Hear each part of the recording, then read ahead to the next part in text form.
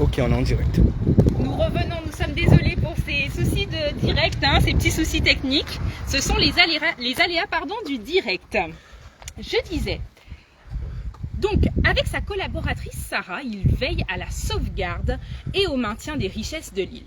Il se charge aussi d'informer et de sensibiliser les passagers ou visiteurs sur l'écosystème marin.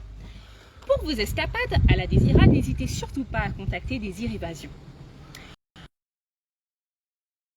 Si la connexion s'y prêtait, nous sommes aujourd'hui à la déchetterie de Sainte-Anne. D'une emprise au sol de 2000 m², elle a été construite sur une parcelle de 10 000 m² à l'emplacement de l'ancienne décharge communale. L'installation comprend un local de gardiennage, 5 bennes. Ok, on est de retour. On est de retour, on est désolé pour ce live qui est un petit peu... Voilà, on est désolé pour les soucis de connexion. Donc voilà, je disais 2 pour les déchets verts, 1 pour les déchets ferreux et 1 pour les venants, pour le tout venant, une benne fermée pour le papier carton. Hein?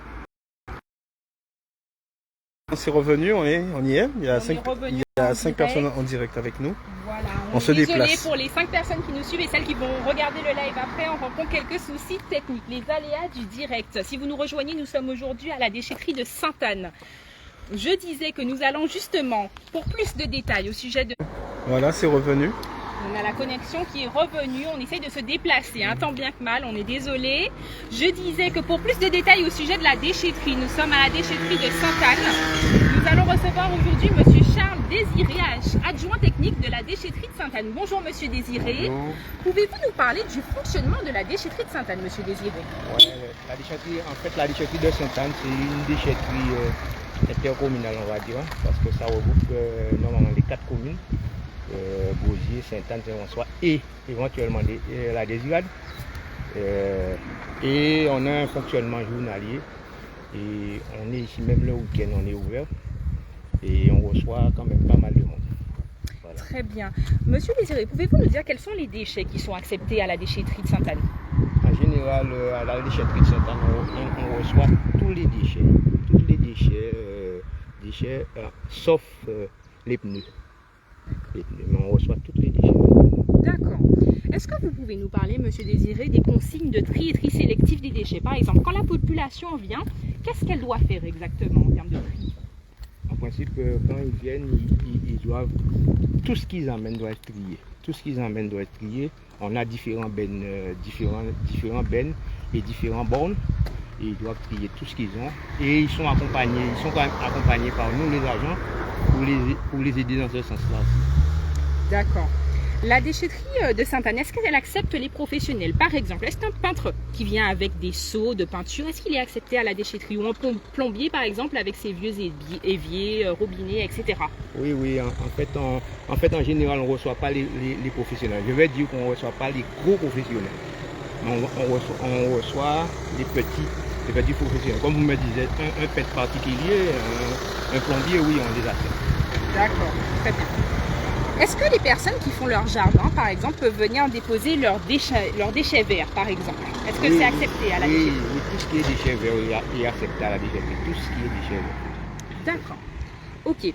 Justement, on parle de déchets verts, pardon. Où vont ces déchets verts après? Quand les personnes ont déposé leurs déchets verts à la déchetterie, qu'est-ce qui se passe pour les déchets?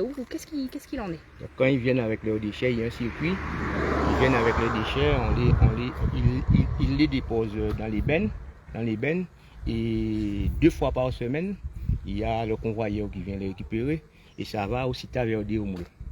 D'accord. Ok, donc ça la seconde vie des déchets verts. D'accord. En fait, les déchets verts sont retravaillés, et puis ils deviennent du compost. Du compost, très bien. Merci pour toutes ces précisions, Monsieur Désiré. Merci d'avoir été notre invité du jour. Ne pas oublier qu'on est petite précision, on est pas Sensi Nouvelle maintenant. D'accord. Merci beaucoup, Monsieur Désiré. Pour information, la Carle gère non seulement les déchets de la Carle, mais également la collecte des déchets ménagers, également appelés OMR, mais aussi la collecte des EMR, appelés emballages ménagers recyclables. Les personnes qui sont en habitat non collectif disposent d'une deuxième poubelle pour les emballages ménagers recyclables.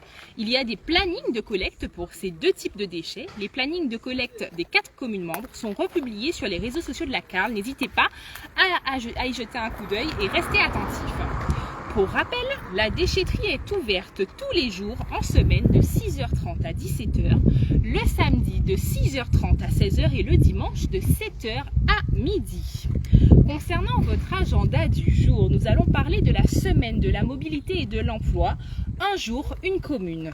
Dans le cadre de la semaine de la mobilité professionnelle et de l'emploi, la Riviera du Levant, en partenariat avec la DOM Guadeloupe, présentera sur les communes de son territoire du 4 au 7 octobre 2022 les différents dispositifs d'accompagnement des administrés. Un jour une commune est l'occasion de découvrir l'offre de services de la DOM et des autres acteurs de la formation professionnelle et de l'emploi. Un village sera ainsi proposé de 9h à 13h. Il mettra en avant les thématiques suivantes. La formation professionnelle vers le national et l'international destinée aux demandeurs d'emploi, la prise de poste et euros de concours destinés aux demandeurs d'emploi étudiants ou salariés, l'aide aux obsèques, l'aide au transport de corps destiné à tout public, le passeport mobilité études destiné aux étudiants titulaires du baccalauréat. Le mardi 4 octobre à Sainte-Anne, ce sera à la place Selcher. Le mercredi 5 octobre au Gosier, ce sera à l'esplanade de la Rénovation. Le jeudi 6 octobre à Saint-François, place de l'église. Et enfin le vendredi 7 octobre à la Désirade, à la salle des fêtes. Cette manifestation s'inscrit dans la continuité de la politique sociale de la Riviera du Levant, dont un des objectifs est de favoriser l'insertion professionnelle des demandeurs d'emploi. La mobilité nationale et internationale est considérée comme une réelle plus-value dans le parcours d'insertion et la recherche d'emploi. La réalisation de l'analyse des besoins sociaux a permis d'identifier les atouts et les contraintes du territoire de la Riviera du Levant. Elle a ainsi mis en exergue le fait que les demandeurs d'emploi doivent faire face à des problématiques sociales, notamment de mobilité, liées à l'absence de desserte de certains quartiers ou encore des difficultés d'emploi et d'insertion professionnelle chez les jeunes. C'est tout pour notre agenda du jour. En attendant, je tiens déjà une fois de plus à m'excuser pour ces soucis techniques qu'on a rencontrés durant ce live. Ce sont les aléas du direct. On espère que ça n'a pas engagé une trop grosse gêne. On s'excuse pour cette gêne occasionnée. En attendant, on se retrouve très vite pour un Carl Actu numéro 12 sur un autre site de la Riviera du Levant pour votre rendez-vous live au cœur du territoire. Merci et à très vite.